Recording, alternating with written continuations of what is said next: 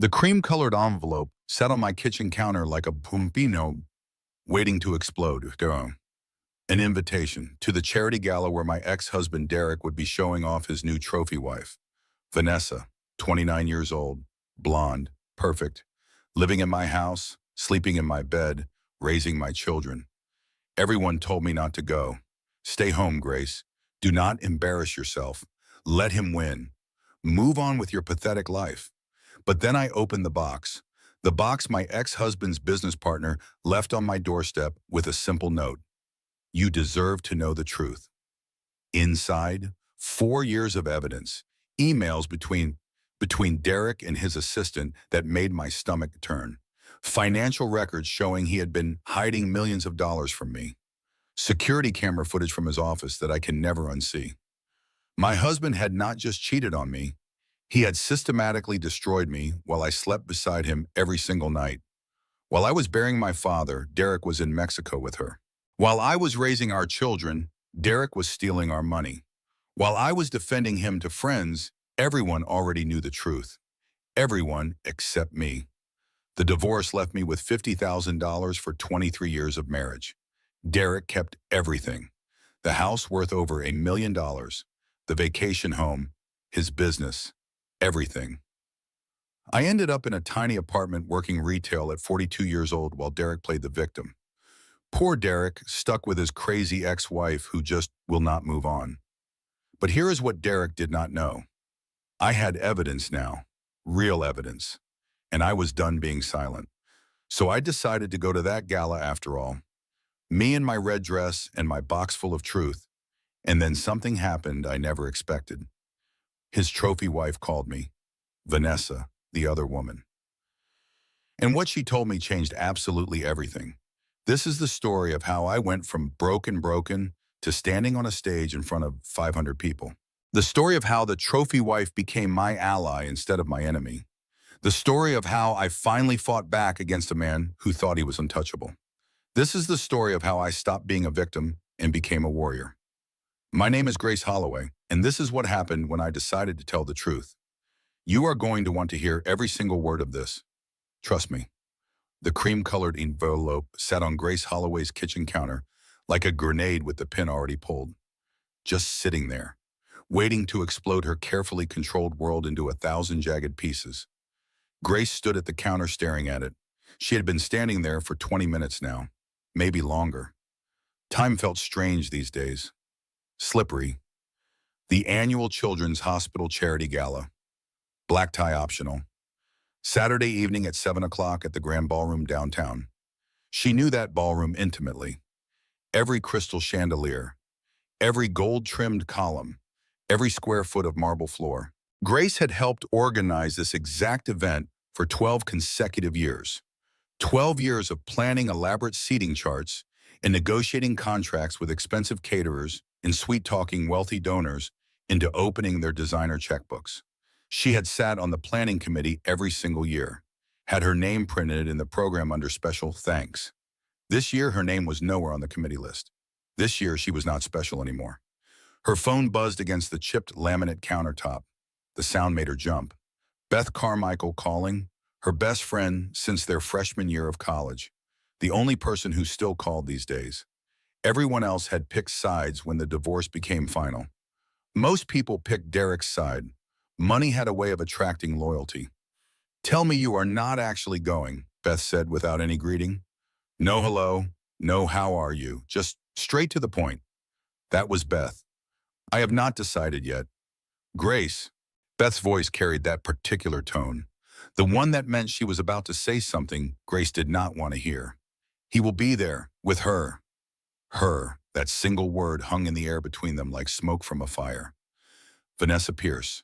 29 years old with blonde hair that probably cost more to maintain each month than Grace's entire rent payment.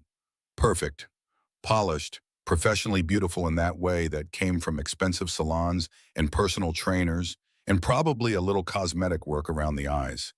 Derek's new wife, his trophy. Grace's fingers trembled as she reached for her coffee mug. The liquid inside had gone completely cold. She had made it 2 hours ago, or maybe 3 hours ago. Then she had just stood here at the counter staring at the invitation while her coffee went cold and her life continued falling apart in slow motion. The apartment was too quiet.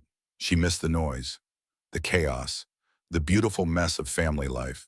Connor's lacrosse gear piled by the front door because he never remembered to put it away properly. Lily's music echoing down from upstairs. Too loud, always too loud, but Grace had never really minded. Derek's morning news program playing on the television in the den while he got ready for work. Stop it. Do not go there. That life is gone. I donated $10,000 to that charity last year, Grace said into the phone. Her voice sounded strange to her own ears. Flat. I have every right to attend this event. You are broke, Grace. Beth did not believe in sugarcoating the truth. Never had. You are living in a two-bedroom apartment in the sketchy part of town and working retail at Target at 42 years old because that bastard hid assets during the divorce and got the three best attorneys money could buy while you could barely afford one. True, every word of it was completely true. Grace looked around her small apartment. Second-hand furniture from the thrift store on Madison Street. The couch with the broken spring and the left cushion that jabbed into her hip when she sat down. Walls that desperately needed painting, but she could not afford the supplies from Home Depot. Windows that overlooked a cracked parking lot instead of the professionally landscaped garden she had cultivated for 15 years in the backyard of their house. Her house, the one that was not hers anymore. That garden had been her pride and joy. Roses in 6 different colors, heirloom tomatoes, fresh herbs she used for cooking. She had spent hundreds of hours on her knees in that dirt, creating something beautiful, something of love. Now that garden belonged to Vanessa. Everything beautiful in Grace's old life now belonged to Vanessa.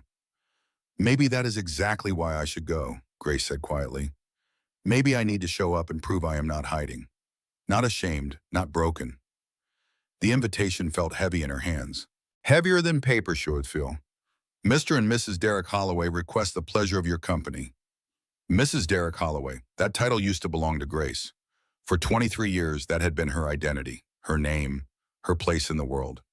Now it belonged to a 29-year-old woman who used to be Derek's executive assistant. Beth sighed heavily through the phone. Grace could picture her friends sitting in her office at the coffee shop she owned, probably shaking her head. If you are actually serious about going to this thing, then I am going with you. You are not walking into that lion's den alone. You hate these fancy charity events. You always say they make you want to vomit. I hate what Derek did to you significantly more than I hate overpriced rubber chicken dinners. Grace ended the call. She walked slowly to her bedroom closet. Her feet dragged across the worn carpet. The black dress still hung there in the very back, hidden behind her work uniform from Target. The red polo shirt and khaki pants she wore 5 days a week while scanning groceries and listening to customers complain about prices and expired coupons. The dress was beautiful, elegant. She had planned to wear it to last year's gala before absolutely everything imploded. Before she discovered Derek's affair with his 25-year-old assistant. Before the divorce that destroyed her financially but somehow left Derek richer than he had been during the marriage. Before her entire life collapsed like a house built on sand instead of solid ground. Her phone buzzed again. This time it was Connor, her son. 19 years old and stuck directly in the middle of his parents' war whether he wanted to be there or not. Mom, are you okay? Dad just called me like 10 minutes ago. He said you might show up at the gala tomorrow night and try to make some kind of scene. Grace's chest tightened, that familiar feeling. Like someone was sitting on her rib cage, squeezing all the air from her lungs. I have not made a final decision about whether I am going. He is really worried you will embarrass yourself in front of everyone important in the city. Those were his exact words, not mine. I am just telling you what he said. What do you think, Connor? Do you think I should go? Long silence stretched across the phone line. Grace could hear her son breathing, thinking carefully about his answer, trying not to hurt either parent, trying to be fair. Being 19 years old and caught between two people he loved who were destroying each other. Then Connor spoke very carefully. I think Dad is the one who should be embarrassed about what happened. But Mom, please be really careful. You know exactly how Dad operates when someone challenges him.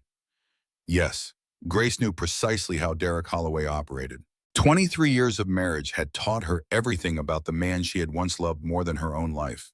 The man who had systematically dismantled everything she valued while she slept beside him every single night. The man who had looked into her eyes every morning and lied without any visible effort. Grace hung up the phone. She pulled the black dress from the closet and held it against her body. Studied herself in the full-length mirror that leaned against the wall because she could not afford to mount it properly. She had lost weight since buying this dress. Too much weight. The divorce diet, Beth called it with dark humor. A toxic combination of anxiety and poverty and heartbreak that melted pounds off your body, whether you wanted them gone or not. The envelope still mocked her from the kitchen counter. She could see it from the bedroom doorway. Grace did what she always did when anxiety crept up her spine like cold fingers. She picked up her phone, pressed the power button. Lock screen appeared. Pressed it again. Unlock. Lock screen. Unlock. Lock screen. 3 times exactly. The ritual gave her something to control when absolutely everything else was spinning completely out of reach. When her life felt like a car careening down a mountain road with no brakes and no way to stop the inevitable crash. Then she remembered something important. The box. The cardboard box that Derek's business partner, James Whitmore, had dropped off at her apartment exactly 1 week ago. He had shown up unannounced at 7 in the evening with an apologetic expression on his weathered face and a cryptic message that had haunted her dreams every single night since. "You deserve to know the truth about what really happened," James had said. Then he left without any explanation, just left the sealed box and drove away. The box sat on the top shelf of her bedroom closet, sealed tight with brown packing tape. Grace had been too afraid to open it, too afraid of what truths might be hiding inside, what evidence James thought she needed to see. But now, standing here staring at the gala invitation, she felt something shift deep in her chest. Some fundamental change in her understanding of the situation. Maybe it was finally time to stop being so afraid of the truth. Maybe it was time to actually fight it back instead of just surviving.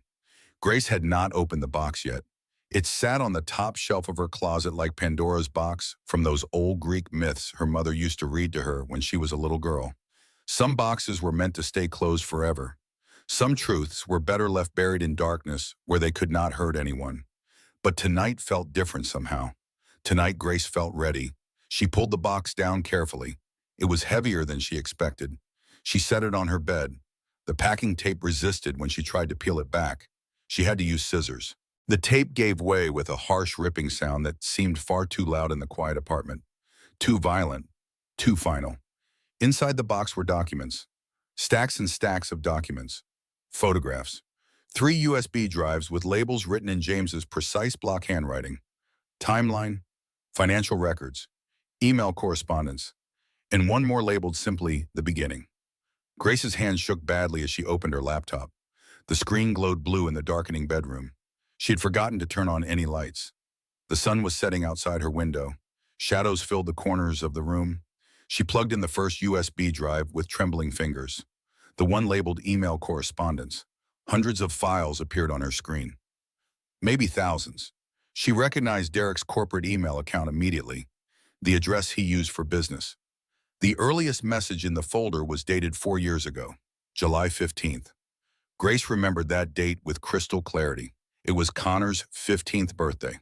They had thrown him a big pool party at the house, invited 30 kids from his school. Derek had grilled hamburgers and hot dogs. Grace had made a cake from scratch, chocolate with vanilla frosting. Connor's favorite. She clicked the file open with her heart pounding. "Derek, last night was absolutely amazing. I cannot stop thinking about you, about what we did. When can we possibly meet again? I need to see you, V." Grace felt bile rise hot in her throat. 4 years ago, Vanessa had been Derek's executive assistant for only 3 months at that point. Grace remembered meeting her for the first time at the company summer picnic. Young, eager, professional in her gray suit and sensible heels. Grace had actually felt sorry for the girl back then. Derek could be such a demanding boss, so particular about everything, so critical when things were not done exactly his way. Grace had even invited Vanessa to their home for Connor's high school graduation party 2 years ago. had served her wine and cheese in the living room, had made small talk about Vanessa's family and her plans for the future, had treated her like a welcome guest in their home. The emails continued. Grace scrolled through them with growing horror. Hundreds of messages, thousands of them actually. Derek and Vanessa's relationship documented in explicit detail that made Grace's stomach turn. Hotels across the city, the Riverside Inn, the Grand Hotel downtown, the boutique place over on Maple Street, conferences in other states where they could be more open.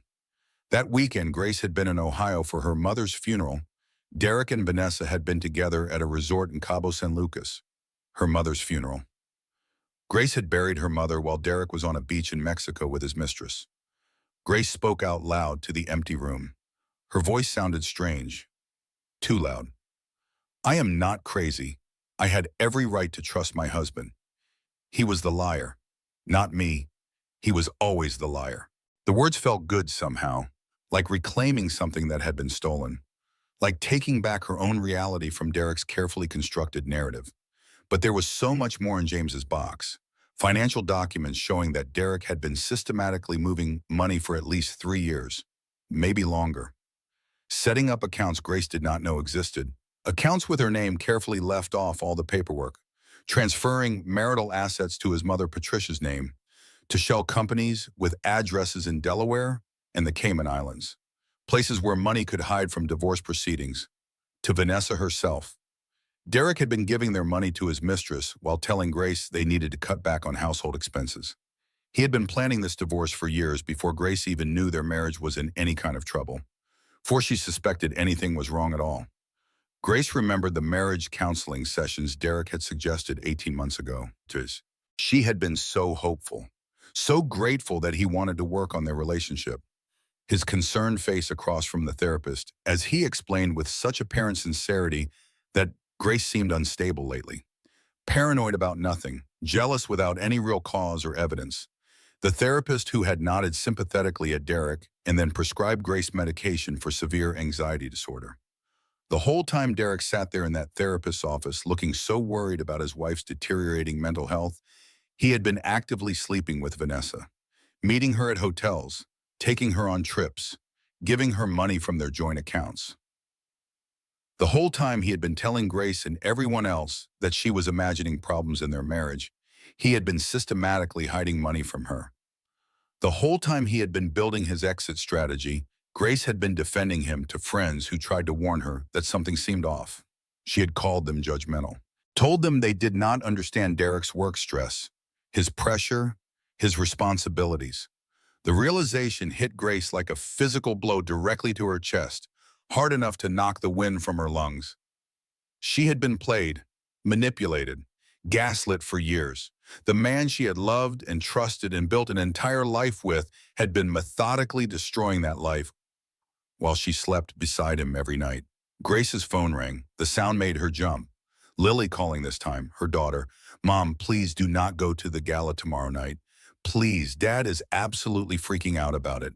He says if you show up at that event, he will have security physically remove you.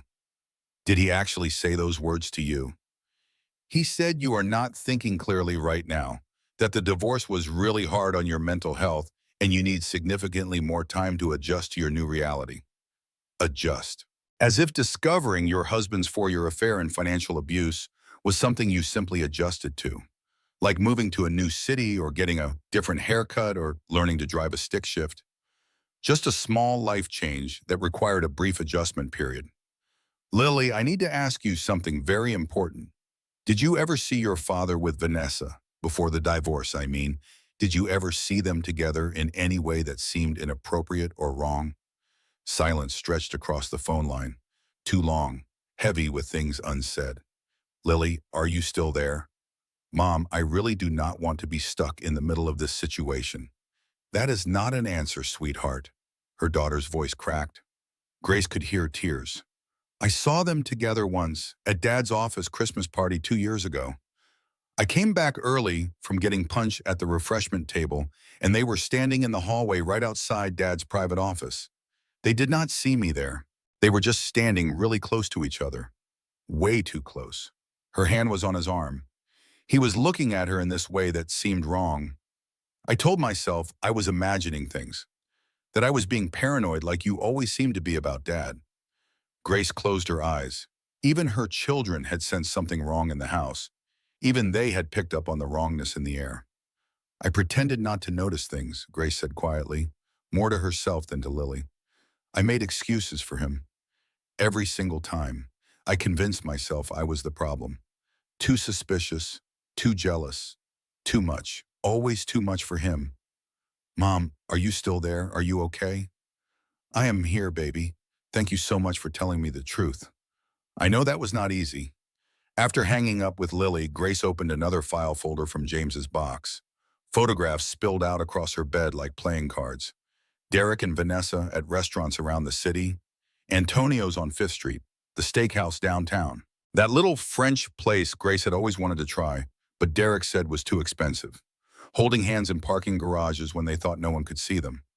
Kissing in Derek's car outside what must be Vanessa's apartment building. Someone had been documenting their affair for years, following them, taking pictures. James Whitmore, probably. Derek's business partner and supposed best friend since college. Why had James stayed completely silent for so long? If he had all this evidence, why wait until now to give it to Grace? The last item in the box was a handwritten letter. 3 pages on expensive cream-colored stationery. James's neat cursive that reminded Grace of her grandfather's generation. Dear Grace, I am so incredibly sorry. I should have told you years ago what was actually happening. What Derek was doing behind your back. I should have been brave enough to tell you the truth regardless of the personal cost to myself. Derek threatened to destroy my career if I said anything to you about the affair or the money. He has evidence of a business mistake I made 5 years ago. A mistake that could be interpreted as fraud if presented the right way by the right lawyers in the right courtroom. I was trapped. I was a complete coward. But I cannot stay silent anymore.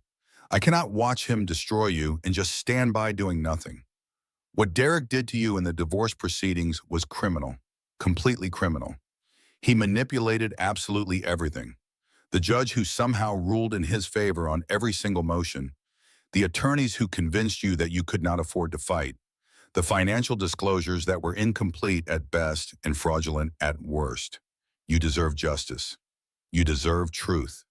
You deserve so much better than what happened to you. These documents prove the affair started years before Derek filed for divorce. They prove he systematically hid marital assets. They prove he planned everything while lying to you and lying to the court system. Use them however you need to. I will support you in any way possible. I will testify if necessary. I will do whatever it takes to help you get justice. You were always kind to me, Grace. You were always a good person. Derek does not deserve your silence. He does not deserve your cooperation. He does not deserve to get away with what he did to you. With deepest regret and sincere apologies, James Whitmore. Grace sat in the growing darkness of her bedroom. The box of evidence surrounded her on the bed like puzzle pieces she had been too afraid to assemble, too afraid of what picture that they would create. The invitation to the charity gala sat on her nightstand, white paper glowing in the shadows like something radioactive. Derek and Vanessa would be there tomorrow night. The perfect couple, the successful real estate developer who had built a fortune, and his beautiful young trophy wife. They would walk into that ballroom holding hands. Derek would introduce Vanessa to everyone important in the city, show her off like an expensive possession. Look at what I have. Look at what I won. Look at what I traded up to. Everyone would see them together. Everyone would whisper behind their hands about poor Grace Holloway, the bitter ex-wife who could not move on with her life. The woman who had let herself go, lost weight and style and dignity. The sad middle-aged divorcee working retail at Target and living in a cheap apartment in the bad part of town. The cautionary tale that women told each other at book clubs and yoga classes. That could be you if you are not careful. If you do not keep your husband satisfied. If you do not stay young and thin and interesting enough. Unless Grace showed them all exactly what Derek and Vanessa really were. Unless she stopped hiding and started fighting back. Unless she took control of the narrative for once in her life. Grace opened the final USB drive from James's box. The one labeled simply Timeline. Video files filled her laptop screen. Security footage from Derek's office building downtown. The expensive high-rise where his company occupied 3 entire floors. The timestamps on the files went back 4 full years, hundreds of hours of footage, maybe thousands of hours. She clicked the first file with shaking fingers, held her breath without meaning to. Derek's private office appeared on screen. The massive oak desk that cost more than most people's cars. The leather couch against the wall that Grace had helped him pick out. The door to his private bathroom. The window overlooking the city. The camera angle showed everything. Derek must not have known the security cameras captured inside his office. Must have thought his private space was actually private. The timestamp read 3 years ago, October 12th, 10 o'clock at night. The office building should have been completely empty at that hour. Derek always said he had to work late. So many late nights at the office. So much pressure. So many responsibilities that kept him away from home. Derek and Vanessa entered the frame from the hallway door. They did not even make it to the leather couch before they were pulling at each other's clothes with desperate hands. Grace slammed the laptop shut so hard the screen cracked slightly in the corner. Her stomach churned violently. She ran to her tiny bathroom and retched over the toilet. Nothing came up. She had not eaten anything all day, had not been able to force food down her throat. But her body heaved anyway, trying to expel something that could not be vomited out, trying to purge the images from her mind. The memories assaulted her now. Every moment from her marriage suddenly reframed, recontextualized, poisoned with the truth she now knew. Like looking at a beautiful painting and suddenly seeing the dark shapes hidden in the background, the skulls in the flowers, the demons in the clouds. 3 years ago, Derek had insisted quite firmly that Grace stop coming to his office for their lunch dates. They used to meet twice a week. She would bring food from home, or they would go to the little sandwich place across the street, talk about their days, connect. But then Derek said it was too distracting. "I really need to focus on closing these big deals, sweetheart," he had said, and with that charming smile she used to love so much. "You understand, right? You want me to succeed, right?" She had felt hurt, but she had understood. His career was demanding. He was under a tremendous pressure. She wanted to be a supportive wife, not a burden, not needy or clingy. So she stopped coming, stopped interrupting his work, let him focus on his career. He had been protecting his affair, creating space for Vanessa, removing Grace from his workplace so he could be with his mistress without worrying about being discovered. 3 years ago, they had celebrated their 20th wedding anniversary. Derek had surprised her with a trip to Paris. She remembered being so happy, so grateful, feeling like their marriage was finally getting back on track after some rough years, some distance that had grown between them. They had made love in their hotel room with the Eiffel Tower lights glowing through the windows. Grace had cried happy tears against Derek's chest, told him she loved him, that she would always love him, that she could not imagine her life without him in it. Vanessa had probably been answering Derek's emails the entire week they were gone, managing his schedule, keeping his business running while he was away, counting down the days until he came home to her. 3 years ago, Grace's father had died suddenly of a massive heart attack. Grace got the call at 6 in the morning. Her father had collapsed in his driveway, was dead before the ambulance arrived. Derek could not make the funeral. "Major client meeting," he had explained on the phone with genuine-sounding regret in his voice. "I am so incredibly sorry, honey. I wish I could be there with you. Tell your mom I love her. I will make this up to you, I promise." Grace had driven 8 hours alone to Ohio, buried her father alone, supported her grieving mother alone, sat through the funeral service alone while everyone asked where her husband was. Why wasn't Derek there with her? She had made excuses. His work was so demanding. He had such important responsibilities. He wanted to be there, but he just could not get away. The security footage timestamp showed Derek and Vanessa together in his office that exact afternoon her father was being buried. 3 o'clock, right when Grace was standing at the graveside watching her father's casket being lowered into the ground. Derek had been having sex with his assistant. Grace's phone buzzed. Text message from Beth. "I am coming over to your apartment right now. Do not even bother arguing with me about it." Grace texted back with numb fingers. "I am fine, really. You are absolutely not fine. Nobody would be planning after what you are going through. I am bringing wine and Chinese food from that place you like. Be there in exactly 20 minutes. Grace did not have any energy left to protest. She walked to her living room window on the unsteady legs.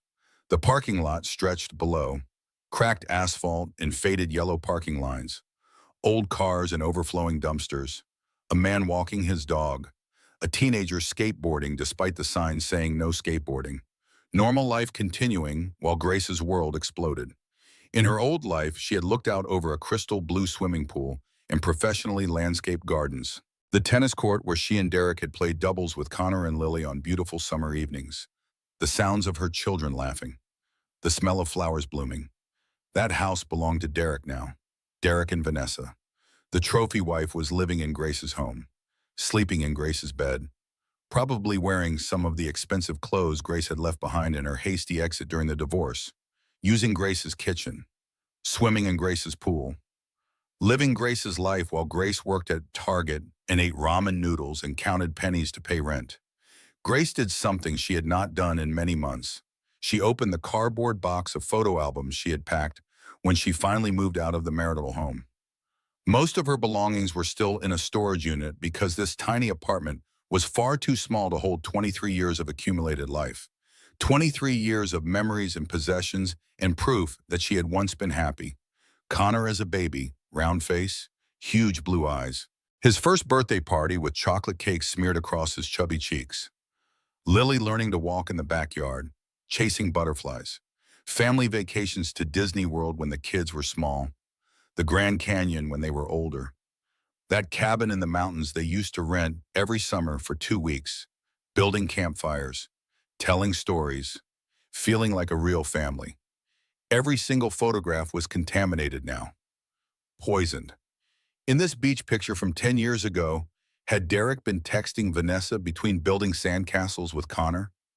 In this Christmas morning scene from 8 years ago, had he been counting down the hours until he could sneak away from his family and call his mistress?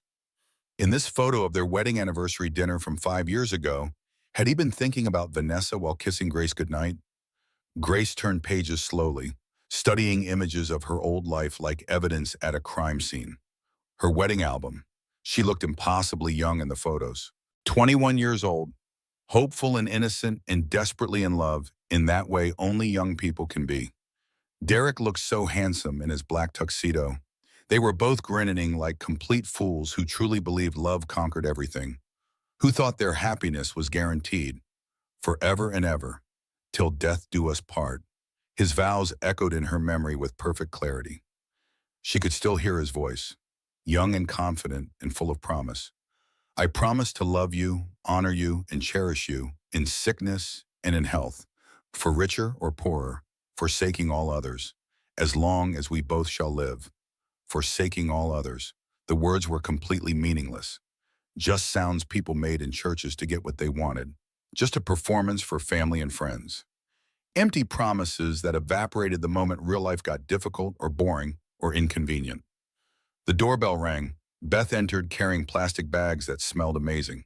Sesame chicken and fried rice and egg rolls. She took one look at Grace's face and immediately set the food down on the counter to pull her into a tight hug. You look like absolute hell, Beth said with typical bluntness. I found evidence. James Whitmore gave me everything. Emails going back 4 years. Financial records showing systematic fraud. Security footage of Derek and Vanessa together in his office. Grace's voice sounded flat, emotionless, like she was reporting facts about someone else's life. The affair started at least 4 years ago, maybe even longer than that. Maybe from the very beginning of when Vanessa started working for him. Beth's face darkened with anger. That absolute son of a bitch. They sat on Grace's second-hand couch, the one with the broken spring. Beth poured wine into mismatched glasses Grace had bought at the dollar store. 3 for $1. Such a bargain. Grace explained everything she had found. The emails documenting every detail of Derek and Vanessa's affair, the explicit messages, the hotel reservations, the trips, the financial documents showing systematic fraud, the security footage that made her want to scrub her skin raw until she could remove the feeling of Derek's hands on her body. the hands that had touched her and Vanessa, and probably other women too. You absolutely have to take all this evidence to Marcus Sullivan immediately, Beth insisted. Your divorce attorney needs to see everything. The divorce is already final. What is the point now? It is over. Done. Signed and sealed. The point is Derek committed fraud. Real fraud. He deliberately hid marital assets during legal proceedings. He lied under oath during your divorce depositions. This evidence could completely reopen your case. You could fight for a fair settlement instead of the scraps he threw at you. Could she? Grace's attorney, Marcus Sullivan, had warned her repeatedly that fighting Derek would be incredibly expensive. Derek had hired the 3 best divorce attorneys in the entire city, sharks who specialized in protecting wealthy men's assets during divorces. Grace could barely afford one lawyer's retainer fee. She had been forced to take Derek's settlement offer of $50,000 and her old Honda because she literally could not afford to keep fighting him in court. $50,000 for 23 years of marriage, for raising his children, for supporting his career, for moving across the country 3 times so he could take better care, for hosting dinner parties for his clients and colleagues, for being his partner in every possible way. Derek had kept absolutely everything else. The house worth $1.2 million. The vacation property in Aspen worth $800,000. His business worth several $1,000,000. His investment accounts, his retirement funds. Everything of value. Grace had gotten enough money to cover exactly 6 months of rent on this terrible apartment in a 15-year-old car that needed new brakes. I sat in Marcus Sullivan's office and signed those divorce papers, Grace said. Her voice sounded distant, even to herself, like someone else was speaking. My hands shook so badly I could barely write my own name on the signature line. The pen kept slipping. Marcus kept saying I could fight harder, that I should not accept such an unfair settlement, that I deserved so much better. But I was so tired, Beth, so completely broken. I just wanted it over. I wanted to stop bleeding. I thought if I just signed the papers and walked away, the pain would stop. Beth gripped Grace's hand hard enough to hurt, hard enough to ground her back in the present moment. It is not too late. You have real evidence now. Concrete proof that Derek lied about everything. Not just suspicions or gut feelings, actual documentation. He will destroy me out there if I try to fight him again. You know exactly how Derek operates when someone challenges him. He has connections everywhere. Money, power, the best lawyers in the entire state. He could bury me so deep I would never see daylight again. And you have the truth. That has to count for something in this world. Does it?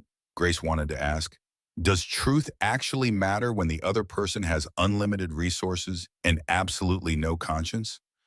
Grace's phone lit up with a text message from an unknown number. She almost ignored it completely. Another spam message probably. Another credit card offer or political campaign or charity asking for money she did not have. Then she read the preview text. This is Rachel Dawson. We need to talk urgently about Derek, about what really happened during your marriage. I am so incredibly sorry I did not speak up sooner. Rachel Dawson. Grace had not thought about Rachel in many months. Rachel and her husband Tom had been couple friends for years and years. They had played bridge together every Thursday night for 5 years straight. Drinks and cards and casual conversation. Tom worked for Derek's real estate company as a senior project manager. After the divorce became final, Rachel had stopped calling Grace completely, just disappeared from her life like Grace had been erased.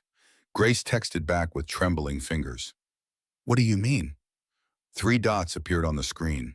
Disappeared, appeared again, like Rachel was typing and deleting and typing again, trying to find the right words.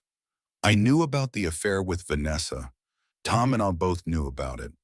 Derek told Tom about Vanessa 2 years ago, made Tom promise not to tell you, threatened to fire him if he said anything. I am so ashamed we stayed silent and let you suffer. Can we please meet and talk? Fury ignited in Grace's chest like gasoline catching fire. White hot and consuming. Rachel knew, Tom knew. Who else had known about Derek's affair while Grace played the fool at dinner parties and charity events? How many people had watched her smile and laugh and hold Derek's hand, knowing the whole time that he was cheating on her? How many people had whispered about her behind closed doors? She texted back quickly, "Come to my apartment, right now." 20 minutes later, Rachel Dawson sat on Grace's broken couch crying, mascara running down her carefully made-up face. "I am so sorry, Grace. I wanted to tell you so many times. I lost sleep over it. Tom said it was not our business, that we needed to stay completely out of your marriage problems. Derek told Tom you were already suspicious and paranoid about everything. He said telling you about Vanessa would push you over the edge mentally, that you were fragile and unstable and might hurt yourself." "Paranoid," Grace repeated. The word tasted like poison on her tongue. Bitter. Toxic. That is the exact word Derek used constantly. Paranoid. Unstable. Irrational. He told everyone I was mentally unstable so they would automatically think I was crazy when I questioned him about anything. "He was gaslighting you," Beth said flatly from her spot by the window. Arms crossed, expression hard. Classic narcissist manipulation technique. Make the victim doubt their own reality so they stop trusting their instincts. Rachel nodded miserably, wiping at her tears with shaking hands. "Tom felt absolutely terrible about keeping the secret from you. We both did, but Derek is Tom's direct boss. Derek could fire him with one phone call, no explanation needed, no recourse. We have 3 kids in private school, college tuition coming up for our oldest next year. We could not risk Tom losing his job. We just could not afford it." Grace understood the logic. Intellectually, she understood perfectly why Tom and Rachel had stayed silent. Financial security versus moral obligation. Protecting their own family versus helping Grace. It was a calculation people made every single day. But emotionally, the betrayal cut deeper than she had expected. How many dinner parties had she attended where everyone in the room knew her husband was actively cheating? How many smiling faces had hidden the truth from her while she laughed and told stories and served food like nothing was wrong? "Did Vanessa ever come to any of our gatherings?" Grace asked. Her voice sounded remarkably calm, controlled, like she was asking about the weather. "Our Thursday bridge nights, did she ever come to those?" Rachel's silence answered the question more clearly than words ever could. "She was there, in my home, sitting in my living room on my furniture, playing cards with us, drinking wine from my glasses, eating food I had prepared, and you all knew she was sleeping with my husband." "Grace, please let me explain more. Get out of my apartment. Right now. Please, I am trying to apologize and make things right." "Get out!" Rachel fled. The apartment door slammed hard enough to rattle the windows in their frames. Beth remained silent, a steady pillar of support. Grace paced her small living room, back and forth, 10 steps to the wall, turn around, 10 steps back. The walls felt like they were closing in around her, crushing her, suffocating her slowly. Her phone rang, Connor's number lighting up the screen. "Mom, Dad wants to talk to you urgently. He is here at my dorm room right now. He drove 2 hours to campus just to tell me in person that you are planning something crazy at tomorrow night's gala." "Put him on speakerphone, Connor." "Mom, I do not think—" "Put him on speaker now, Sato." Derek's voice came through the phone, smooth and controlled as always.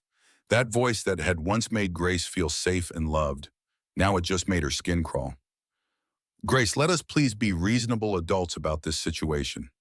"Reasonable. That is incredibly rich coming from you, Derek. I know you are hurting right now. Divorce is incredibly difficult for everyone involved. But showing up at the charity gala just to cause some kind of dramatic scene will only embarrass you publicly and damage our children emotionally. Think about Connor and Lily. Think about what this will do to them. The children. You suddenly care so much about the children? I have always cared deeply about Connor and Lily. You know that. Grace, you need professional help. Serious professional help. This obsession with me and Vanessa is not healthy behavior. It is concerning, disturbing actually."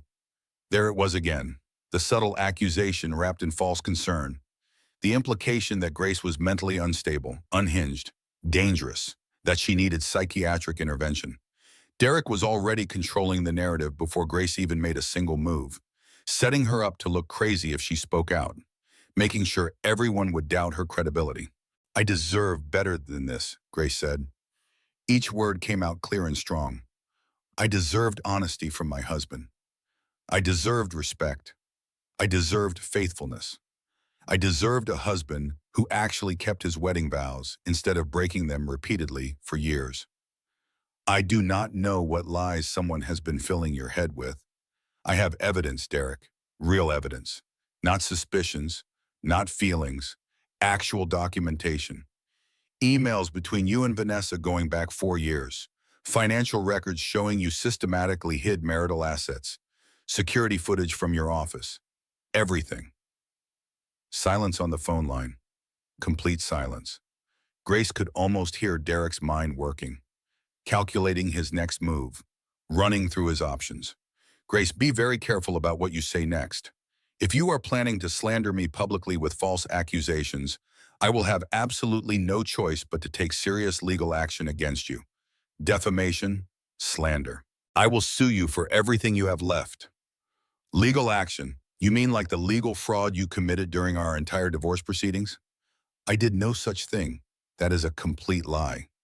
The offshore accounts in the Cayman Islands, the shell companies registered in Delaware, the marital assets you transferred to your mother's name exactly 3 months before you filed for divorce. I have complete documentation of all of it, Derek. Every transaction, every hidden account, everything." She heard Derek's breathing change over the phone. The smooth confidence cracked just slightly, just enough to let her know she had hit a nerve. "Where did you possibly get—" He stopped himself. "James, that disloyal son of a bitch, gave you confidential company documents. James told me the truth, something you never once bothered to do in 23 years of marriage. James Whitmore has his own agenda. He is trying to push me out of the company we built together. He wants control. You are just a pawn in his game against me. He is using you." Maybe that is true, or maybe James finally grew a conscience after watching you destroy your family for your own selfish desires. "Stay away from the gala tomorrow night, Grace. I am warning you seriously. You do not want to start a war with me. You cannot win. You do not have the resources." "A war," Grace laughed. The sound was harsh and foreign to her own ears. Bitter. "Derek, you started this war 4 years ago when you first decided to sleep with your assistant, when you first decided to betray our marriage vows, when you first decided to hide money from me. I am just finally fighting back, finally defending myself instead of just accepting your abuse." She hung up the phone before Derek could respond. Her hands were shaking, her heart pounding, but she felt something she had not felt in years. Power, control, the ability to fight instead of just enduring. After Derek hung up, Grace sat in the heavy silence of her apartment. The quiet felt oppressive, thick. Beth made tea in the tiny kitchen. The ritual felt absurd somehow.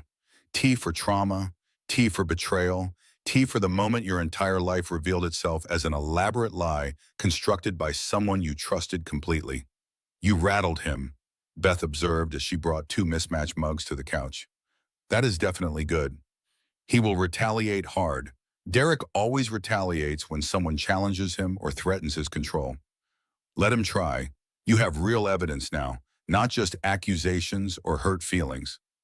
Grace's phone buzzed continuously with incoming text messages, unknown numbers, mutual friends she had not heard from in months or years, suddenly very concerned about her well-being. The Whisper network was activating rapidly across the entire city. Derek was already managing the narrative before Grace could tell her side, controlling the story, making sure his version reached everyone important before Grace could speak her truth. One text message stood out from all the rest. From Patricia Holloway, Derek's mother, Grace's former mother-in-law who had never quite approved of her. "I always knew you were not good enough for my son, Derek. This vindictive behavior proves everything I suspected about your character from the beginning. Leave Derek and Vanessa alone. They deserve happiness. Move on with your pathetic life. You embarrass yourself and our family name." Grace stared at the message. Patricia had never liked Grace. Not from the very first day Derek brought her home to meet his family. 23 years of subtle digs and backhanded compliments. Criticisms carefully disguised as helpful concern. Comments about Grace's cooking not being quite as good as Patricia's. Suggestions that Grace should lose weight or change her hair or dress more fashionably. Implications that Grace was not quite smart enough or sophisticated enough or ambitious enough for a man like Derek. And now this open cruelty. Grace's fingers moved across the phone screen quickly. Anger making her bold. Patricia, did you know Derek was transferring marital assets into your personal bank accounts during our divorce proceedings? Did you actively help your son commit financial fraud against his wife? Because I have documents showing exactly that. Detailed bank records. I guess I will see you tomorrow night at the gala. We can discuss it then in person. Beth looked over Grace's shoulder and whistled low. Damn, girl, you are playing for keeps now. I am done being nice and understanding and cooperative. Done being the accommodating ex-wife who protects everyone else's comfort and reputation while I suffer in silence and poverty. Grace walked to her bedroom. She opened the final cardboard box from the marital home. The one she had been studiously avoiding for months because opening it meant fully accepting that her marriage was truly over, that Derek was never coming back, that her old life was completely gone forever. Inside, wrapped carefully in tissue paper, was her wedding dress. She pulled it out slowly. The fabric felt strange in her hands, like something from another lifetime, another universe. The dress still fit, though much more loosely than before. Grace stood in front of her full-length mirror, a ghost in white satin. The woman she had been on her wedding day no longer existed anywhere. That naive 21-year-old girl who believed in forever and happily ever after and true love conquering all obstacles had died slowly over 4 years of systematic lies. Grace carefully removed the dress, folded it with precise movements, put it back in the box with the tissue paper. Then she pulled out the black dress she had planned to wear to last year's gala before everything exploded, held it up against her body. Different woman now, different dress, different ending to this story than the one she had imagined. The tears came then, finally. Grace had not cried in months. She had been too numb, too shocked, too busy just surviving day by day, getting up and going to work and paying bills and pretending everything was fine when nothing was fine. But now, surrounded by physical evidence of Derek's systematic betrayal, the full weight of everything crashed down on her like a collapsing building. She had loved him, truly loved him with everything she had to give, built an entire life with him, sacrificed her own career ambitions so he could chase his dreams without distraction, moved across the country 3 times for his job promotions, hosted dinner parties for his clients and colleagues even when she was exhausted, raised his children, been his partner in every possible way a person could be a partner. And Derek had repaid her with infidelity and manipulation and financial abandonment and systematic emotional abuse. Beth found Grace on the bedroom floor clutching the wedding dress and sobbing. Let it all out, Beth said gently, sitting down beside her on the carpet. Let every bit of it out. You have been holding this in way too long. I'm so angry, Grace gasped between sobs, and so sad at the same time, and so humiliated. Everyone knew what he was doing to me. Everyone in our entire social circle. And I was the very last person to know. The stupid, naive wife who believed her husband's lies. The fool. You were not stupid. You were trusting. That is completely different. I ignored all the warning signs, Beth. So many signs. He came home late, constantly smelling like perfume that was not mine. He stopped wanting to be intimate with me. He became emotionally distant and critical of everything I did. I knew something was wrong. Deep down in my gut, I knew. But I convinced myself it was just stress from his job, or health issues, or midlife crisis. Anything except the obvious truth staring me right in the face. Derek manipulated you, Beth said firmly. He systematically gaslit you for years. He made you doubt your own perceptions and instincts. That is psychological abuse, Grace. As real and damaging as any physical abuse, even though it leaves no visible scars. Was it abuse? Grace had never thought of her marriage in those terms before. Abuse was something that happened to other women, women in different circumstances. Derek had never hit her, never screamed at her or thrown things or made threats. He had been subtle about his cruelty, gentle even. Soft-spoken, the kind of manipulation that left no visible bruises but destroyed you from the inside out so completely that you forgot who you used to be. Grace got up from the floor eventually, washed her face in the bathroom sink with cold water, looked at herself in the medicine cabinet mirror. 42 years old, 20 pounds underweight, dark circles under her eyes that no amount of concealer could hide anymore. Hair that needed cutting and coloring, but she could not afford the salon. This was what survival looked like. This was what barely making it through each day did to a person. She walked to her kitchen and forced herself to eat something. Scrambled eggs and toast. The food tasted like cardboard and ashes, but she made herself swallow every bite. Beth watched approvingly from the doorway, making sure Grace actually ate instead of just pushing food around on her plate. "What is your actual plan for tomorrow night?" Beth asked carefully. "I honestly do not know yet, but I am definitely going to that gala, and I am definitely going to tell the truth about what Derek did to me. He will fight back hard, Grace, harder than you have ever seen him fight before. I know that. I am not naive about what I am walking into. You could lose your relationship with Connor and Lily. Derek will absolutely try to turn them against you if you publicly expose him. Maybe, probably actually, but at least I will know I finally stood up for myself, that I stopped being a victim and became a truth teller instead. That has to mean something." Grace's phone rang, unknown number. She almost ignored it completely. Then something made her answer. Some instinct. "Grace Holloway?" A woman's voice. Young, nervous, familiar somehow. "Yes, who is this?" "This is Vanessa Pierce. Vanessa Holloway, actually. Please do not hang up on me. I desperately need to talk to you about something important." Grace's hand trembled so hard she nearly dropped the phone on the floor. Vanessa Pierce, the other woman, the trophy wife, the homewrecker, the reason Grace's entire life had imploded into poverty and humiliation and shame. The woman who was living in Grace's house and sleeping in Grace's bed and raising Grace's children part-time and living the life that should have been Grace's forever. "Why are you calling me?" Grace's voice came out harsher than she intended. "Because I need you to know something very important. Something Derek absolutely does not want anyone to know." Beth's eyes went wide. She held up her own phone urgently and mouthed the words, "Record this conversation." Grace nodded and switched Vanessa to speaker mode so Beth could hear everything. "I am listening. You have 2 minutes before I hang up. Derek is planning something big for tomorrow night's gala, something really bad. He is going to make a public announcement that you have been harassing us relentlessly, that you have been stalking me, following me, sending threatening messages. He is going to request a restraining order against you in front of everyone. His goal is to humiliate you so badly that you never challenge him again, that you crawl back into your hole and stay there."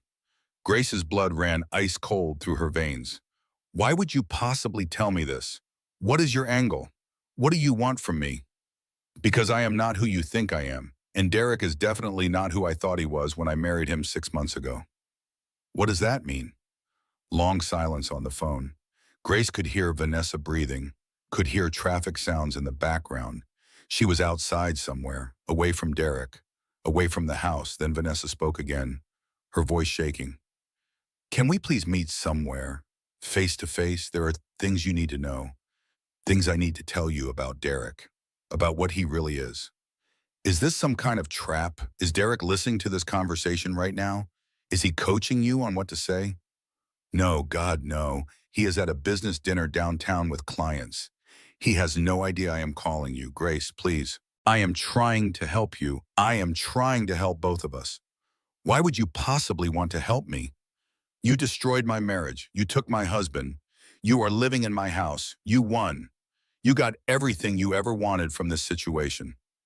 I did not destroy your marriage, Grace. Your marriage was already destroyed long before I even met Derek. He destroyed it. I was just the weapon he used against you, the excuse he needed." The line went dead. Vanessa had hung up abruptly. Grace stared at her phone like it might explode in her hand. Beth spoke first.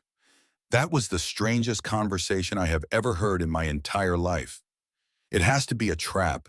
Derek is definitely setting me up somehow, using Vanessa to manipulate me.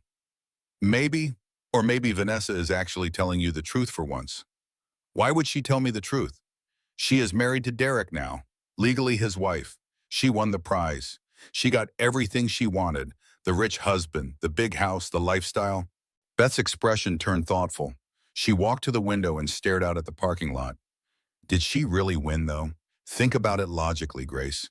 Really think about who Vanessa was before Derek. She was his executive assistant. Young, probably ambitious, probably wanted a successful career in real estate. Derek is her boss, significantly older, powerful, wealthy. Maybe Vanessa did not have as much actual choice in this relationship as we have been assuming all this time. She chose to sleep with a married man. Nobody forced her into bed with Derek at gunpoint. Did she choose it?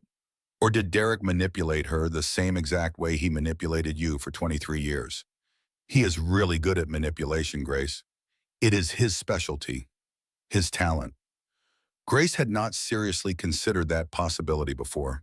She had been so focused on hating Vanessa that she had never once stopped to ask herself what Vanessa's actual role in all this really was, what had really happened. Executive assistant. Employee. 29 years old now, which meant she was probably 25 when the affair started.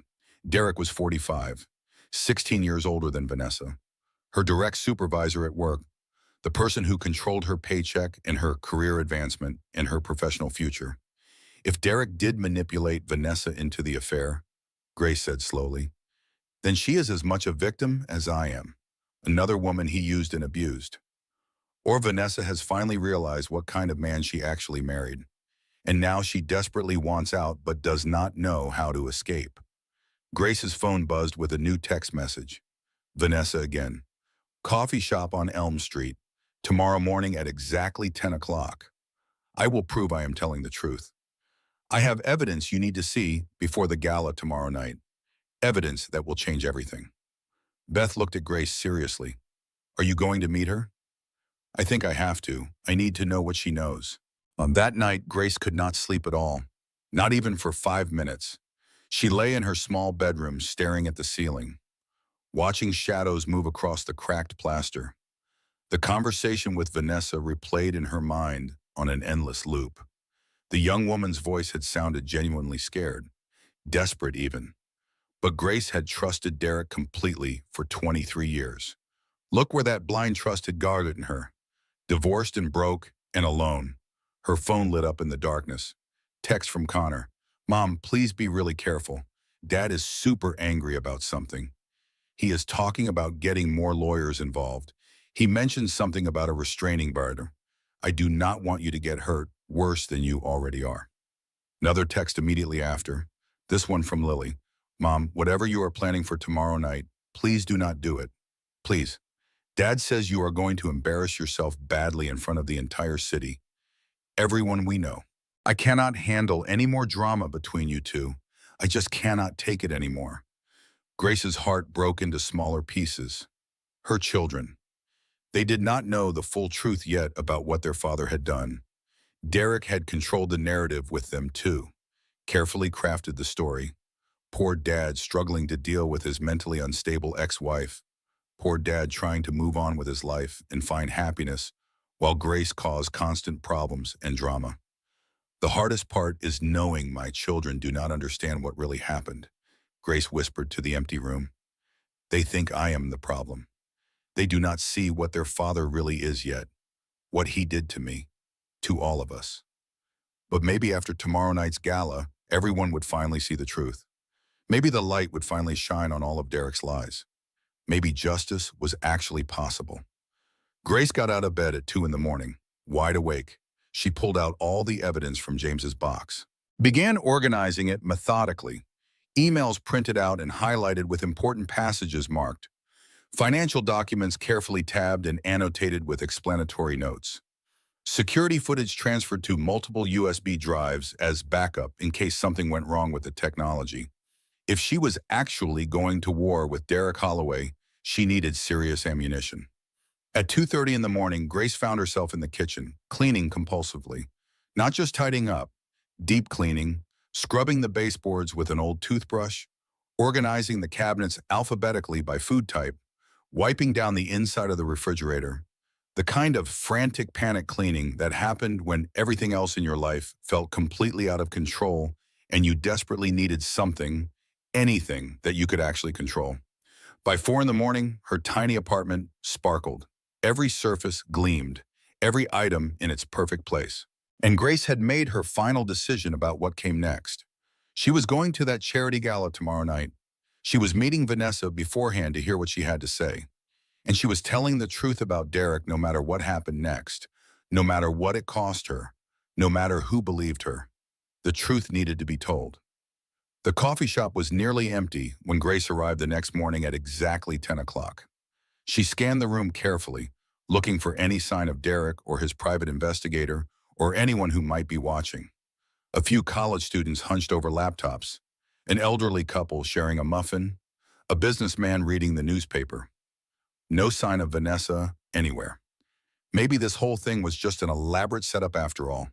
Maybe Derek had sent Vanessa to lure Grace out into public so he could serve her with legal papers.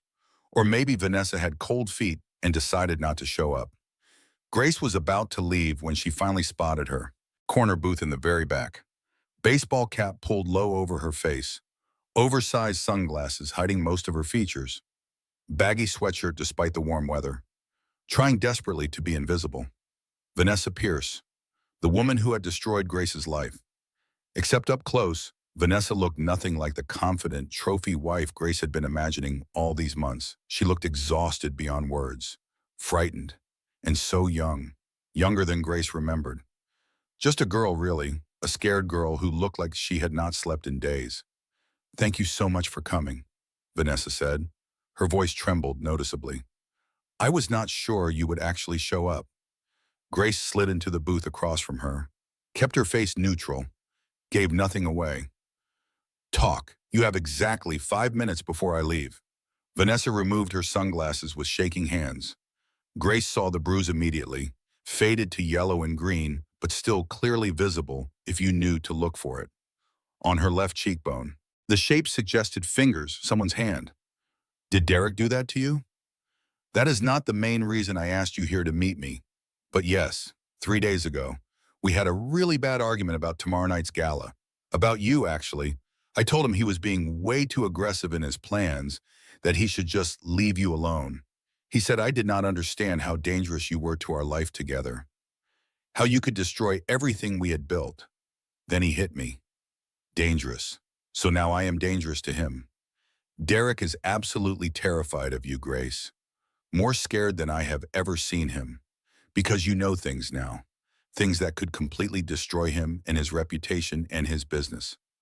Things you should probably know too, apparently." Vanessa pulled out her phone with trembling hands, showed Grace a document on the screen. "My marriage contract, the prenuptial agreement I signed before our wedding. Derek's lawyer gave it to me exactly 3 days before we got married. Told me to read it super carefully.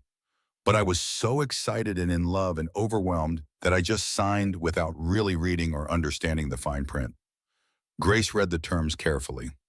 Standard prenup language at first, then she got to the important parts.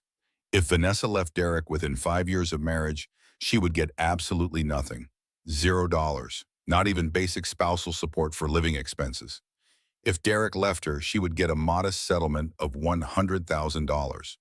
But only if she signed a comprehensive non-disclosure agreement. Only if she never spoke publicly about Derek or their relationship or anything she knew about him. Ever. It is basically a gag order disguised as a prenuptial agreement, Vanessa said quietly. "I am trapped. Completely trapped. If I leave him, I get nothing. I have no money of my own. I gave up my career to marry him. I have nowhere to go. Why are you showing me this?" "Because I desperately want out of this marriage. And I need your help to escape. I cannot do it alone." Grace laughed. The sound came out bitter and harsh, angry. "You want my help? You actually want me to help you? You destroyed my marriage. You slept with my husband for years while he was still married to me. You took everything I had, and now you want me to help you?" I did not destroy your marriage, Grace. Please believe me. Your marriage was already destroyed long before I ever entered the picture. Derek told me you two were legally separated, that you had already agreed to divorce, that it was just a matter of paperwork and timing, that you were just waiting for the right moment to tell Connor and Lily. He lied to me about absolutely everything. Obviously, he lied to you. That is what Derek does. He lies. I know that now. I know so many things now that I wish I had known 3 years ago. Vanessa's voice broke.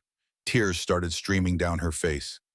Derek is not the man I thought I was marrying at all. He is cruel, controlling in ways I never imagined were possible. He monitors my phone constantly, reads all my text messages and emails, tracks my location every single second of every day, controls every penny I spend. I cannot see my own friends anymore, cannot visit my family in another state. I am basically a prisoner in that house. Your old house.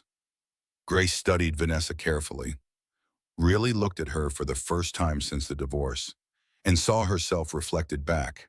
The younger version who had believed Derek's promises without question, who had trusted that Derek would cherish and protect her forever, who had learned far too late that Derek only cherished himself and protected his own interests above all else.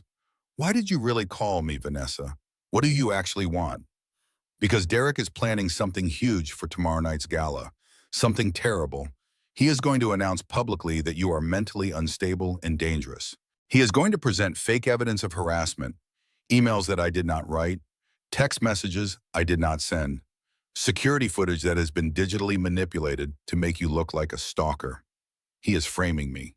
Yes, completely framing you. And then he is going to request a temporary restraining order against you in front of everyone. 500 people watching. He wants you arrested if you ever try to contact Connor or Lily again.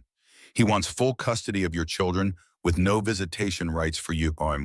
He wants to destroy you so completely that you can never fight back. Grace felt ice spread through her veins, freezing her from the inside out. Can he actually do that legally? Get a restraining order based on fake evidence?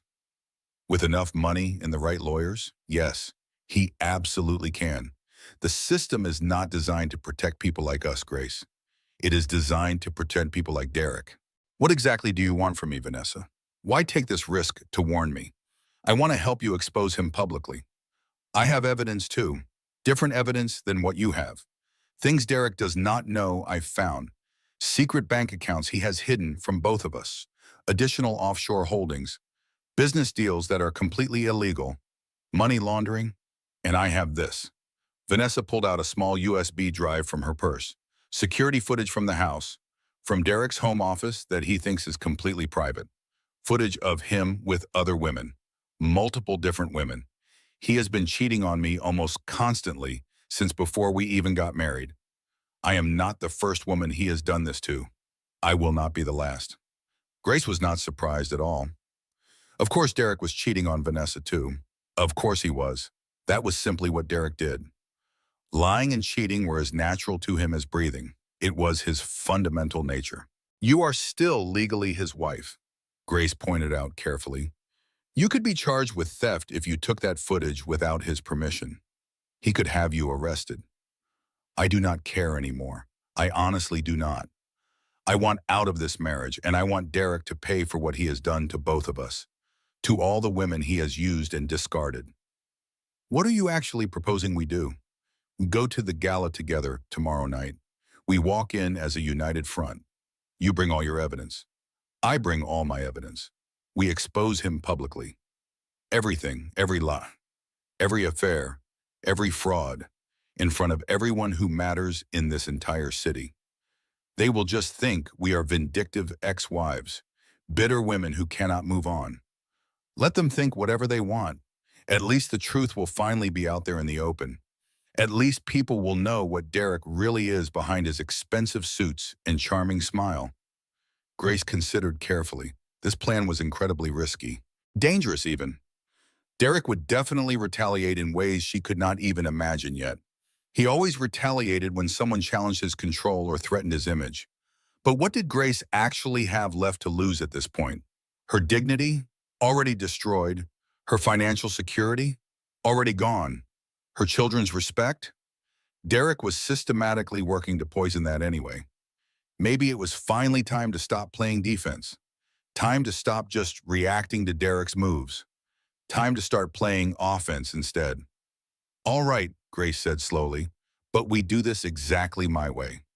We present documented evidence, not dramatic accusations. We show financial records and videos, not tears and emotions. We make it completely impossible for anyone to dismiss us as hysterical women. Vanessa nodded eagerly, relief flooding her face. Agreed, completely agreed, whatever you think is best.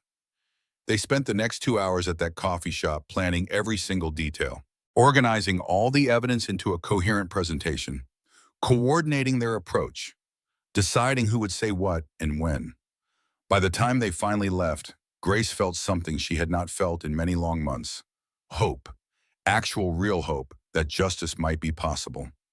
Grace sat in her parked car for 15 full minutes before she could make herself drive home. Just sat there in the parking lot, engine turned off, keys in her lap, unable to make her body move, processing everything. The universe felt different somehow, bigger, like it had expanded while she was inside the coffee shop, full of possibilities she had stopped believing in long ago. The hours before the gala blurred together like a fever dream. Grace and Vanessa met secretly twice more that day to finalize their plans and rehearse exactly what they would say. Beth joined them for the final meeting late that afternoon, providing moral support and practical advice about presentation and public speaking. You absolutely need a lawyer present at the gala, Beth insisted firmly. Someone official who can verify that all this evidence is legitimate and legally admissible in court. Grace called Marcus Sullivan, her divorce attorney, explained the entire situation in detail. Marcus was silent on the phone for a long moment after she finished. Grace, I have to be completely honest with you. This plan is incredibly risky, extremely dangerous. Derek will immediately sue you for slander and defamation and anything else his lawyers can think of. Even if absolutely everything I say is true and fully documented with evidence, truth is a legal defense against defamation charges, yes. But litigation is extremely expensive. It could drag on for years. Derek has very deep pockets and access to the best attorneys money can buy anywhere in this state. He could bury you in legal fees even if you ultimately win the case. Then I will represent myself if that becomes necessary. I am completely done being afraid of him, Marcus. Marcus sighed heavily through the phone. All right, I will be at the gala tomorrow night. I will review all your evidence beforehand to verify it is legitimate, and I will stand right beside you when you present everything publicly. But Grace, please be prepared mentally. This situation could get very ugly very quickly. Derek will fight back with everything he has. It is already ugly, Marcus. I am just finally bringing all his lies and abuse into the light where everyone can see. Connor and Lily both called Grace multiple times throughout the day, both of them desperately begging her not to attend the gala. Derek had apparently told them in great detail that Grace was planning something destructive, something terrible that would hurt everyone involved and embarrass the entire family publicly. Grace listened to their desperate pleas and said almost nothing in response. She could not defend herself or explain her plans without revealing what Derek had done, and she absolutely would not tell them the truth about their father over the phone. They deserved to hear it properly. They deserved to see the evidence with their own eyes. They would learn everything soon enough. The afternoon before the gala, Grace got her hair professionally done for the first time in many months. Cut and styled and colored to cover the gray that had appeared during the divorce. Got her nails done at the salon next door. A manicure and pedicure. Small luxuries she had not been able to afford in so long. She bought a new dress with money she absolutely could not afford to spend. Money that should go toward rent and groceries. But she did it anyway. Not black this time. Red, bold and defiant. She was completely done hiding in dark corners and blending into the background. Beth came over that evening to help Grace get ready. They drank wine from the dollar store and talked about everything except Derek and tomorrow night. Old memories, college stories, better times when life was simpler and love seemed real. Are you scared about tomorrow night? Beth finally asked when they could not avoid the topic anymore. Absolutely terrified, Grace admitted honestly. More scared than I have ever been in my entire life, but I am more scared of staying silent forever, of letting Derek win completely. Grace's phone buzzed with a text. James Whitmore. Grace, I heard through the grapevine you are planning something significant for tomorrow night's gala. Whatever it is, I support you completely and without reservation. And I have one more piece of evidence for you if you need it. The real estate deal Derek closed last month with the Riverside Property Group. It is completely fraudulent. Fabricated paperwork, fake appraisals, money laundering. I have complete documentation if you think you need it for your case against him. Grace called James immediately. Why are you actually doing all this? Derek is your business partner. You built that company together. Was my business partner. Past tense. I am leaving the company at the end of this month. Derek's corruption goes much deeper than you know, Grace. He has been using our business for serious money laundering for at least 3 years, probably longer. I reported everything to federal authorities last week. The FBI is investigating him right now. I want to make absolutely sure you have everything you possibly need to protect yourself from him. Money laundering? Jesus Christ, James, what has Derek gotten himself into? Things I should have stopped years ago when I first suspected what was happening. I was a complete coward. I prioritized my own financial security over doing the right thing. I am trying to make up for that cowardice now, even though it is far too late. After hanging up, Grace sat in stunned silence. Money laundering, offshore accounts, fraud. Derek was not just a cheating husband and a manipulative ex. He was an actual criminal, a serious criminal who could potentially go to prison. Starting over feels absolutely impossible, Grace said quietly to Beth. But staying silent feels so much worse. I cannot live with myself if I do not tell the truth. Vanessa texted at 8 that evening. I am ready. Are you ready too? Grace texted back immediately. Yes, I will see you tomorrow night at the gala. Grace slept surprisingly well that night. She had expected crushing anxiety. Nightmares about everything going terribly wrong. Public humiliation. Instead, she felt strangely calm, centered. Whatever happened at the gala tomorrow night, at least she had finally stopped being a passive victim accepting Derek's abuse. She had transformed into a truth-teller willing to fight back.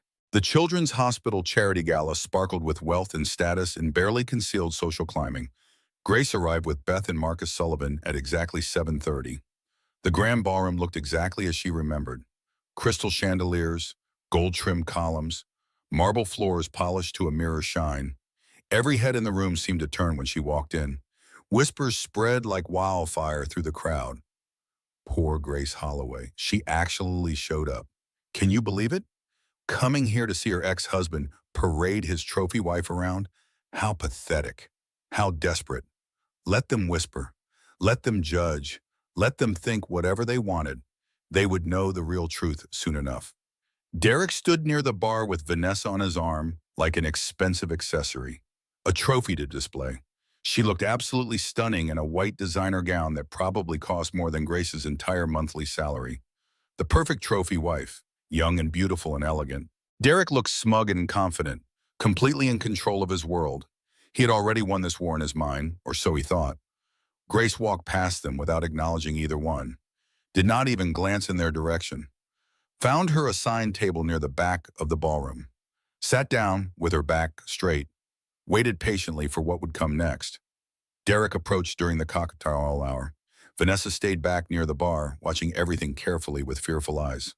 Grace, I am genuinely surprised you actually came tonight after everything I said to you. I donated $10,000 to this charity last year. I have every right to be here tonight.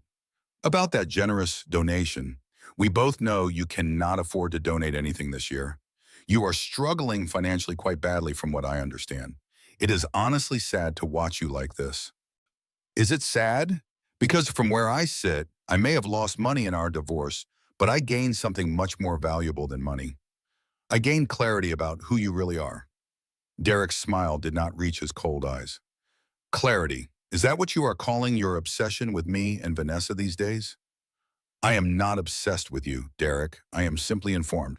There is a significant difference between those two things. Grace, I am going to make an announcement tonight. A public announcement about your harassment of me and my wife, about your obvious mental instability. I think it is finally time everyone here knew the truth about what I have been dealing with from you. The truth, how incredibly funny that you should mention truth. Grace excused herself and walked calmly to the ladies' room. She stood at the sink, gripping the cold porcelain edge, hands shaking despite her calm exterior. This was it, the actual moment of truth. No going back after this. She looked at herself in the mirror. Red dress, perfect makeup, strong posture. On the outside, she looked completely confident, powerful. On the inside, she was absolutely terrified beyond words. But she was doing this anyway. She was doing it for herself, for her children, for every woman Derek had ever hurt. Back in the ballroom, Derek approached the stage. The master of ceremonies handed him the microphone with a respectful smile. Derek's voice boomed through the expensive sound system, filling every corner of the massive room. Good evening, everyone. Thank you all so much for supporting the Children's Hospital tonight. Before we continue with our dinner service, I need to address something deeply personal, something I have been reluctant to discuss publicly, but can no longer ignore. My ex-wife Grace is here tonight, and I want everyone here to know she has been struggling with serious mental health issues since our divorce became final 6 months ago.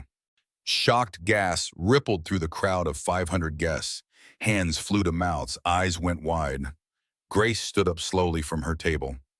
She has been harassing me and my wife Vanessa for months now, relentlessly, sending threatening messages at all hours, showing up uninvited at our home repeatedly, following us to restaurants. We have tried desperately to handle this situation privately and with compassion, but her behavior has escalated to dangerous levels that we can no longer ignore. Grace walked steadily toward the stage. Every single eye in the ballroom locked on her now. The room had gone completely silent except for Derek's voice. I am filing for a restraining order tomorrow morning, first thing. I sincerely hope Grace gets the professional psychiatric help she so desperately needs for everyone's safety. Derek smiled at the crowd, sympathetic, concerned, playing the role perfectly. The poor victim of an unstable ex-wife. The good man trying to do the right thing. Grace climbed the stage steps slowly, one step at a time. Derek's confident smile faltered just slightly when he saw her approaching him. What do you think you are doing? Derek hissed quietly. Grace took the microphone from his hand firmly, telling the truth, the real truth this time. Not your carefully constructed lies. My name is Grace Holloway, Grace said into the microphone. Her voice came out steady and strong, filling the ballroom room. And everything my ex-husband just told you is a complete and total lie. Derek tried to grab the microphone back from her hand. Marcus Sullivan stepped onto the stage quickly, physically blocking Derek's path to Grace. For those of you who do not know me, I am Marcus Sullivan. I am Grace's divorce attorney. Mrs. Holloway has asked me to verify that all the information she is about to present tonight is fully documented with evidence and legally accurate. The ballroom fell into absolute silence. 500 people watching, waiting, barely breathing. Grace pulled out her phone, connected it to the projection screen behind her. The screen that was supposed to show a video about the Children's Hospital. 4 years ago, my husband Derek began an affair with his executive assistant, a woman named Vanessa Pierce. I have email correspondence documenting their relationship from the very beginning to the present day. The emails appeared on the giant screen, intimate messages between Derek and Vanessa, explicit descriptions of their sexual encounters, detailed plans for secret meetings, timestamps showing the affair lasted at least 4 years. Derek's face went completely white. All the blood drained from his face in an instant. 3 years ago, Derek began systematically moving marital assets into accounts I did not know existed. Offshore accounts in the Cayman Islands. Shell companies registered in Delaware with fake addresses. His mother, Patricia's personal bank accounts. I have complete financial records showing every single transaction, every dollar he hid from me during our divorce. The financial documents appeared on screen. Spreadsheets showing millions of dollars systematically hidden from Grace during the divorce proceedings. Bank statements, wire transfers. Patricia Holloway stood up in the audience, looking absolutely stricken. 2 years ago, Derek told me constantly that I was paranoid, mentally unstable, imagining problems that did not exist in our marriage. He took me to a marriage therapist who prescribed anxiety medication for me, all while Derek continued his affair with Vanessa and continued systematically hiding our money from me in preparation for divorce. Grace's voice never wavered once, strong and clear. 1 year ago, Derek filed for divorce. He told me we had no money left to fight in court, that legal battles would destroy us both financially, that I should just accept his settlement offer of $50,000 for 23 years of marriage. I signed those papers because I could not afford to keep fighting him anymore. Grace, stop this right now, Derek commanded loudly. Grace ignored him completely. But I recently learned the actual truth about everything. Derek had been planning this divorce for years, systematically hiding assets while lying to me, manipulating our finances while telling me we were broke, committing fraud while playing the concerned husband. And he did it all so he could marry Vanessa without losing his wealth in a divorce settlement. Vanessa stood up in the audience, walked slowly toward the stage in her white gown, stood beside Grace in solidarity. I am Vanessa Pierce, or Vanessa Holloway, as I am legally known now, and everything Grace just said is absolutely true. Every single word. The crowd erupted in shocked conversation, voices rising. Derek lunged toward Vanessa on the stage. Two security guards intervened immediately, grabbing his arms and pulling him back. I was Derek's executive assistant, Vanessa continued. Her voice shook but remained clear and audible. I was 25 years old when he began pursuing me romantically. He was my direct boss, my supervisor, the person who controlled my paycheck and my career. I did not know he was still married to Grace. He told me they were legally separated, that the divorce papers were already filed, that it was just a matter of time, that he loved me. I believed every word he said. Tears streamed down Vanessa's face. I believed him completely, and by the time I learned the real truth about his marriage, I was already involved, already compromised, already trapped in this situation with no way out. Grace put a steadying hand on Vanessa's shoulder. Two women united against a common enemy. Two women Derek Holloway had manipulated and used and discarded. But that is not all, Vanessa said. Since marrying me 6 months ago, Derek has been controlling in ways I never imagined possible. Verbally abusive, emotionally manipulative, and unfaithful with multiple other women. I have security footage from our home showing Derek with these other women. More images appeared on the projection screen. Derek with different women in the house Grace used to call home. In the bedroom, in his office, in the pool house, the crowd buzzed with shock and disgust and fascinated horror.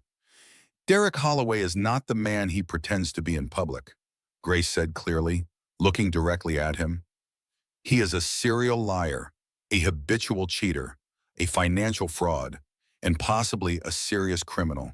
Federal authorities are currently investigating his business practices for money laundering, thanks to his business partner, James Whitmore, who provided comprehensive documentation to the FBI last week. Derek's face turned purple with rage. He tried to speak, but no words came out of his mouth. Just choking sounds. Grace looked directly at Derek, making eye contact. I came here tonight not for revenge or drama or attention. I came to tell the simple truth about what you did to me. For years, you controlled the narrative about our marriage. You controlled me. You made me believe I was the problem, that I was paranoid and unstable and unworthy of respect or love. But I am not the problem. I never was the problem. You are the problem, Derek. You have always been the problem. The audience began to applaud, slowly at first, hesitant, then louder and louder, a standing ovation that filled the entire ballroom with sound. Connor and Lily appeared at the base of the stage, both with tears streaming down their young faces. Mom, Connor said. His voice broke with emotion. We did not know. We did not know any of this was true. Dad told us you were lying, that you were mentally ill. We believed him. Grace descended from the stage. She pulled both her children into a tight hug, holding them close. I wanted to tell you both so badly for so long, but I needed you to see the evidence for yourselves, to understand who your father really is behind his mask.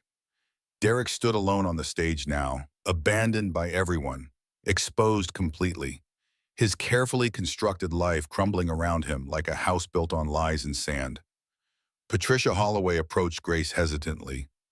I did not know the full extent of what Derek was doing. The money he transferred to my bank accounts, he told me it was for legitimate tax purposes, legal estate planning. I did not ask enough questions. I should have known better. Did you actually believe him? Grace asked quietly. Patricia hesitated, then spoke honestly. No, deep down I think I knew something was very wrong, but he is my son. I wanted desperately to believe him, to trust him. I failed you, Grace. I'm sorry. Grace nodded slowly, understanding. Forgiveness was always complicated with family. Later that night, after the gala ended in chaos and Derek was escorted out by security, Grace sat in Beth's comfortable living room. Vanessa was there too. They drank expensive wine and processed everything that had happened. What happens now? Vanessa asked quietly. What comes next for both of us? Now, Marcus Sullivan said from his chair, we file comprehensive motions to reopen Grace's divorce case. We present all this evidence of systematic fraud to the judge. We force Derek to pay what he actually owes under the law. And what about me? Vanessa asked. What happens to my situation? You are leaving him immediately, Marcus said firmly.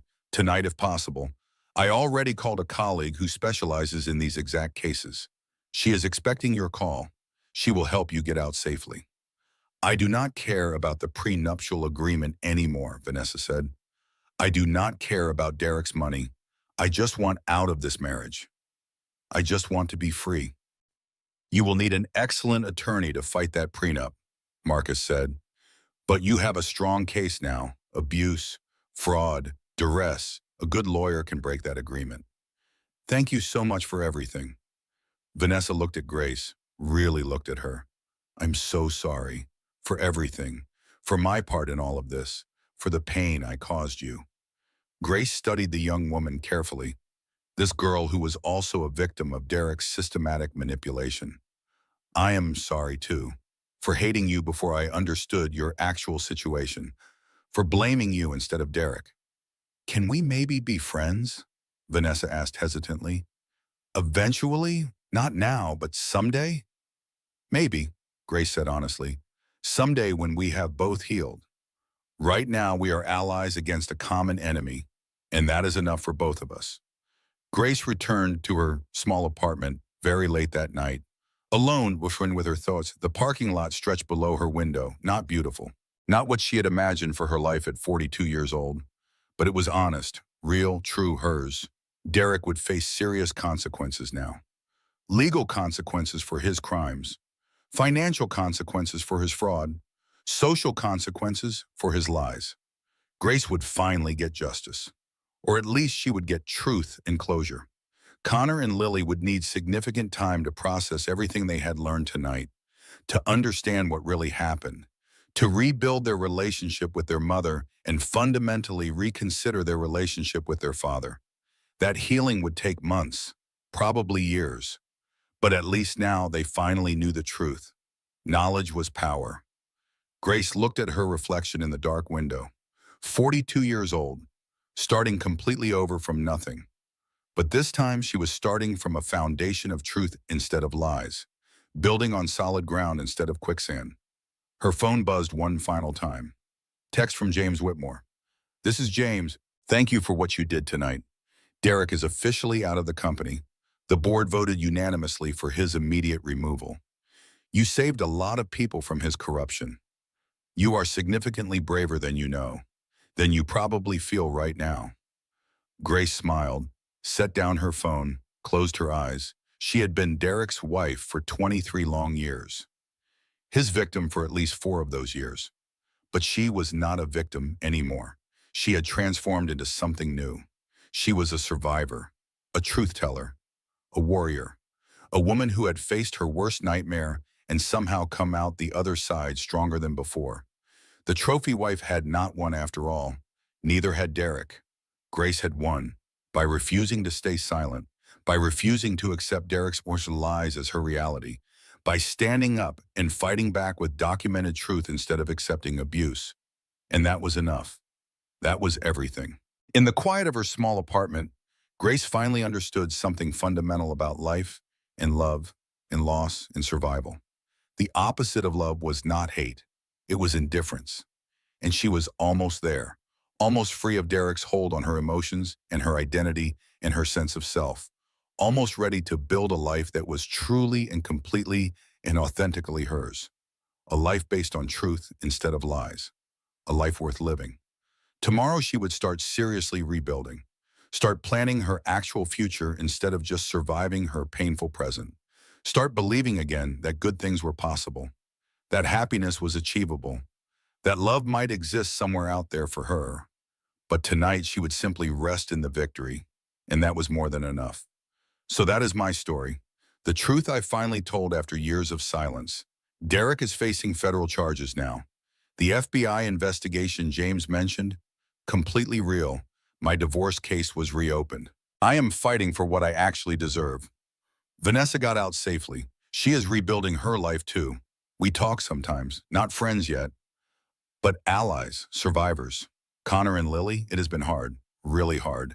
But they are starting to understand. Therapy helps, time helps, truth helps. Me? I am still in that little apartment, still working retail, but I am not broken anymore. I am free, and freedom is worth more than any mansion. If my story resonated with you, if you have ever felt gaslit or manipulated or silenced, please hit that like button. Your support means everything to survivors like us. Drop a comment below. Tell me your thoughts. Have you ever had to stand up to someone powerful? How did you find your courage?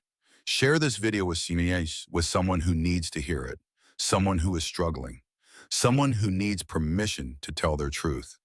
And subscribe to this channel for more true stories about ordinary people who found extraordinary courage. Remember, you are not crazy. You are not paranoid. You deserve truth.